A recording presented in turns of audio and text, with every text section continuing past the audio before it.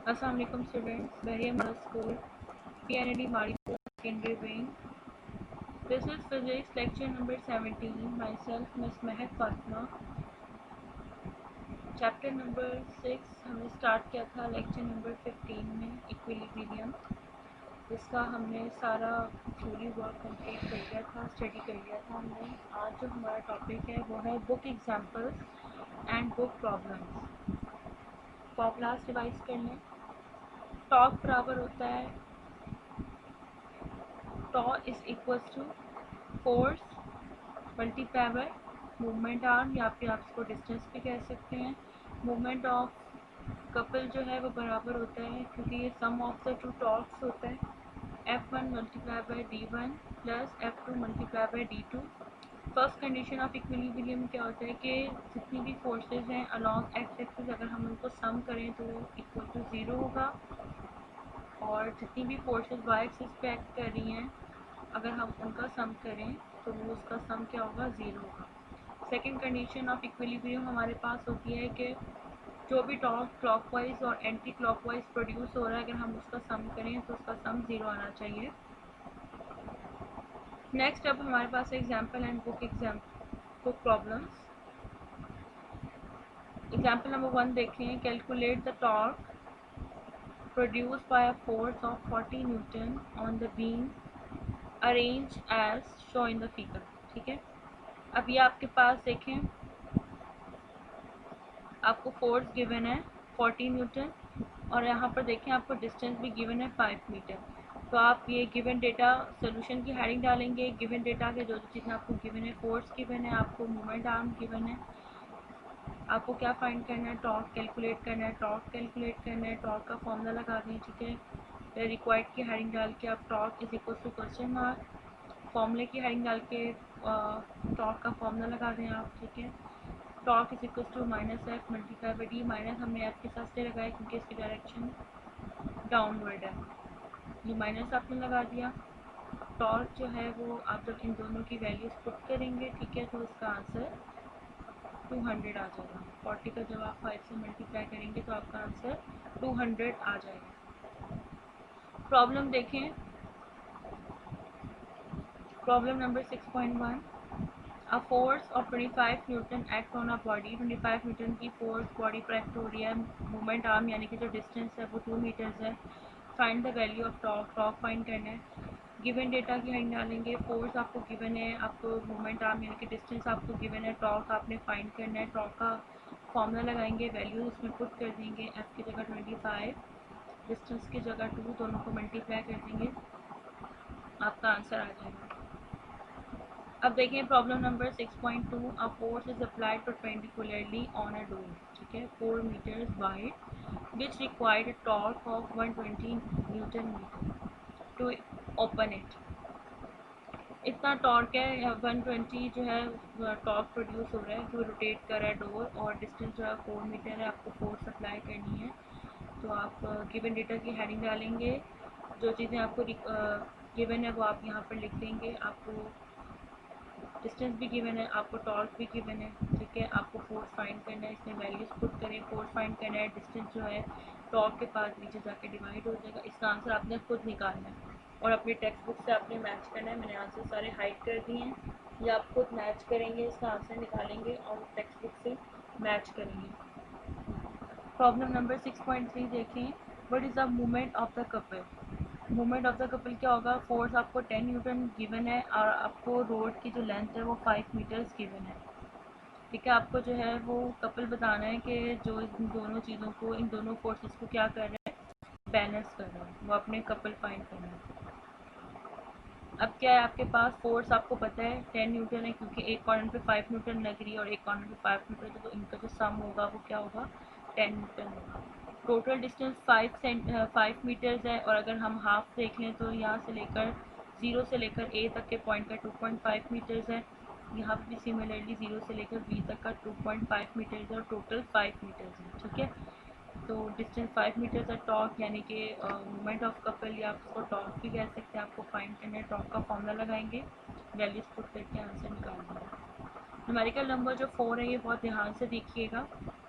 2 10 kg masses दो आपके पास masses हैं जो कि 10 kg के इक्वल मासेस हैं, ठीक है, और suspended at the two ends of the rope, जो कि रोप के साथ अटैच हैं, विच passes over a light frictionless pulley. The pulley is attached to the chain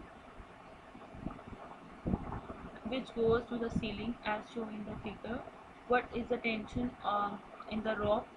ए आपको रॉप की टेंशन और बी आपको चेन की टेंशन फाइंड करनी है, ठीक है। अब आप किस तरीके से फाइंड करेंगे, यानी कि दो बॉडीज़ हैं, ठीक है, दो आपके पास ऑब्जेक्ट हैं जिनका मास 10 kg है और वो रस्सी के साथ अटैच है।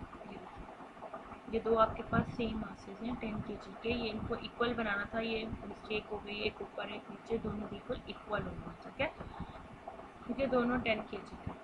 अब इसकी क्योंकि डाउनवर्ड आपको पता है वेट होता है, अभी आपको मास गिवन है तो आप वेट कैसे निकालेंगे, मास आपको गिवन है, ग्रेविटी आपको पता है 9.8 होती है और डब्ल्यू बराबर होता है mg के। वेट का अगर आपको फॉर्मूला पता है mg, आप वेट की वैल्यू निकाल सकते हैं, मास की जगह 10 लिखेंगे, ग्रेविटी 10 या 9.8 होती है, दोनों को मल्टीप्लाई कर दें तो आपके पास 980 न्यूटन आपके पास वेट आ गई, ठीक है। आप देखते हैं जो वेट होता है वो डाउनवर्ड होता है और जो टेंशन है वो अपवर्ड है।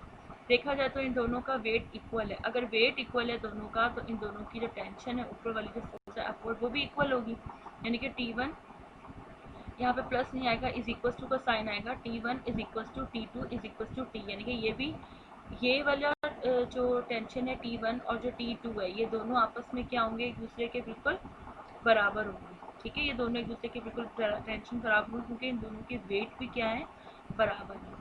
जितना डाउनवर्ड फोर्स होती है उतनी अपवर्ड फोर्स होती है, ठीक है, हर एक्शन का एक रिएक्शन होता है, Newton third law of motion. तो आपको बेसिकली T1 T2 आपका अगर आप T1 भी फाइंड कर लेंगे, कोई एक भी दोनों में से फाइंड कर लेंगे, तो जो एक की टेंशन होगी दूसरी की भी वही टेंशन होगी, ठीक है, जो दोनों के वेट इक्वल हैं। अब यहाँ पे डायग्राम थोड़ी रॉन्ग बनी है कि एक ब्लॉक ऊपर है, ये दोनों बिल्कुल इक्वल होने चाहिए क्योंकि दोनों के मासेस बिल्कुल इक्वल हैं।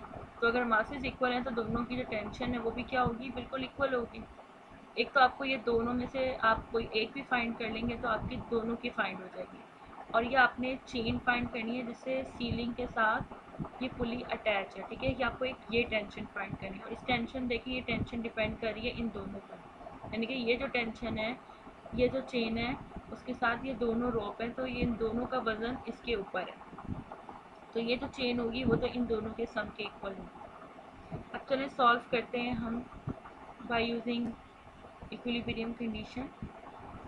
अब आपको tension in rope and tension in chain find करनी है। सपोज करते हैं टेंशन इन टू सेगमेंट्स, दो जो स्ट्रिंग्स हैं आपके पास, जो रोप है वो T1 एंड T2 है, ठीक है, कंसिडर करते हैं बॉडी इक्विलिब्रियम। तो अगर इक्विलिब्रियम में है तो फोर्स तो जीरो होनी चाहिए, ठीक है, ये हमने कंडीशन में पढ़ा है। अच्छा, अलॉन्ग एक्स एक्सिस तो आपके पास सारी फोर्सेस जीरो के ही इक्वल होंगी, क्यों, क्योंकि यहाँ पे एक्स एक्सिस में कोई भी फोर्स एक्ट नहीं कर रही, सब वर्टिकली अटैच है, यानी कि वाई एक्सिस में है, एक्स एक्सिस यहाँ पर बिल्कुल ज़ीरो हो जाएगा, ठीक है, और T1 T2 T के ही बराबर होगा, जैसे मैंने आपको बताया कि ये दोनों जो रॉक्स हैं वो एक दूसरे के बिल्कुल बराबर होंगी क्योंकि इन दोनों के वेट बिल्कुल इक्वल हैं, तो इनकी टेंशन भी इक्वल होगी। अब कंडीशन फर्स्ट कंडीशन में एक्स एक्सिस तो आपके पास जीरो है और वाई एक्सिस भी क्या होना चाहिए, ज़ीरो होना चाहिए। किस तरीके से ज़ीरो होना चाहिए, हम वैल्यू पुट करते हैं। वाई एक्सिस में कौन कौन सी चीज़ें मौजूद हैं, एक तो टेंशन 1 है, ठीक है, टेंशन 2, ये दोनों अपवर्ड है, ये दोनों अपवर्ड हैं तो इसलिए ये देखो ये टेंशन 1 एंड टेंशन 2। अभी हम क्योंकि ये दो रस्सियों की बात करें, दो रॉड्स की बात करें, ये वाई एक्सिस पे हैं तो वाई एक्सिस में ये दोनों एक्ट कर रहे हैं, तो हमने सम ऑफ द ऑल फोर्सेस कर लिया, T1 प्लस T2, और T1 का जो वेट है जो डाउनवर्ड वो 98 है और T2 का जो वेट है वो भी 98 है, क्योंकि ये डाउनवर्ड पोजीशन में तो इनके साथ हमने नेगेटिव लगाया, ठीक है। T1 अपवर्ड है और डाउनवर्ड इसका वेट आ गया -98, T2 आपके पास अपवर्ड वाला ड्रॉप की फोर्स है और ये आपके पास उसका वेट आ गया, इजिकल्स टू आपने ज़ीरो कर दिया। अब T1 प्लस T2 ये आप इन दोनों को सम कर दें, ठीक है, -98 आपके पास हो गया -196 इज इक्वल्स टू ज़ीरो।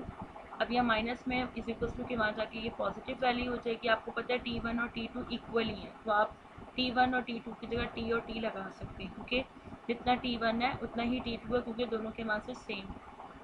अब ये T और T 2T हो गया, ठीक है। अब अब ये 2 वहाँ जाके डिवाइड हो जाएगा तो आपकी एक टेंशन निकल आएगी, एक साइड की टेंशन निकल आएगी। अब ये 98 न्यूटन निकल आई है, तो इसका मतलब T2 भी आपके पास क्या होगा 98, जितना T1 है उतना ही T2 है, क्योंकि दोनों के वेट भी 98 न्यूटन है, तो इनकी अपवर्ड की फोर्स भी 98 और 98 ही होगी। ये हमारा पार्ट एक हो गया, ए पार्ट हो गया। बी पार्ट में हमें tension of the chain find करनी थी, यानी कि ये टेंशन ये वाली फाइंड करनी थी। तो इसके लिए क्या होगा कि जो टेंशन बी है वो बराबर होगा टेंशन 1 प्लस टेंशन 2, यानी कि इन दोनों टेंशन के इक्वल होगा। सिंपल इन दोनों टेंशन को आप सम कर दें, प्लस कर दें, तो आपका ये टेंशन 3 जो है वो आपके पास आ जाएगा कि कितनी फोर्स लग रही है इसको, क्योंकि इसने इन दोनों फोर्सेस पे डिपेंड कर रही है सेंटर में, ठीक है।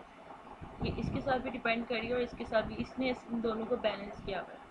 तो आपके पास ये क्या होगा, जो T3 है वो T1 और T2 दोनों के सम के इक्वल होगा। अब दोनों की वैल्यूज है 98 न्यूटन लगा देंगे तो 196 न्यूटन, क्योंकि ये दोनों डबल आएगा, ठीक है, क्योंकि ये सिंगल जो है वो उसने ये दो को लटकाया हुआ है, दो ब्लॉक्स को, जिसका वजन क्या है 98 है और उसकी टेंशन भी क्या है 98, ठीक है। ये समझ आ गया आप लोगों को?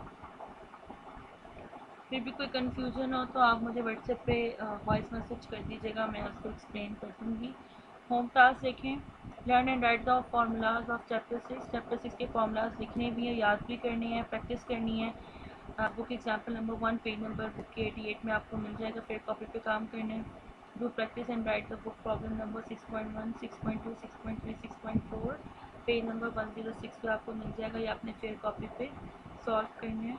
Solve MCQs blanks and true false on your textbook page number 103, 104 and 105, ठीक है। आपका जो है चैप्टर कंप्लीट हो गया है, आज आपका फर्स्ट टर्म कंप्लीट हो गया है, ठीक है। आपके फर्स्ट टर्म में ये 6 ही चैप्टर थे, अब आपके नेक्स्ट क्लास से रिवीजन स्टार्ट होगी।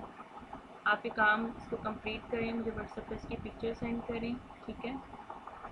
और समरीज़ वगैरह जितने भी आपके जो टेक्स्ट बुक है, टेक्स्ट बुक में जो समरीज़ होती हैं चैप्टर के लास्ट में, उसको भी आप लाजमी रीड किया करें।